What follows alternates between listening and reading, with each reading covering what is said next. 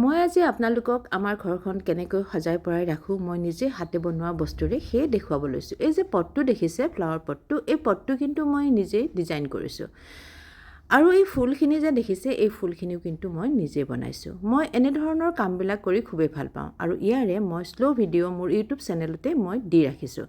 আপোনালোক আগ্ৰহীসকলে এইবোৰ চাই পেলাই শিকি ল'ব পাৰে বা বনাবও পাৰে। এয়া চাওকচোন, পিছফালে যে এখন ৱাল হেঙিং দেখিছে, সেই ৱাল হেঙিংখনো কিন্তু মই বনোৱা। আৰু যে টেবুল ক্লথখন দেখিছে, সেইখনো কিন্তু মই বনোৱা। মই নিজৰ হাতৰ কামৰ বস্তুৰে ঘৰখন সজাই পৰাই ৰাখি বহুত বেছি ভাল পাওঁ আৰু সেয়ে মই মাজে মাজে ভিডিঅ' বনাই আপোনালোকলৈ আগবঢ়াই থাকোঁ।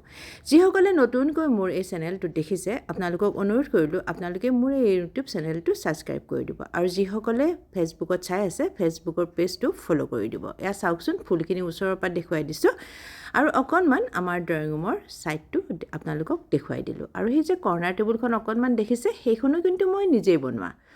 এয়া ওচৰৰ পৰা দেখুৱাই দিলোঁ। আজিলৈ ইমানেই, ধন্যবাদ।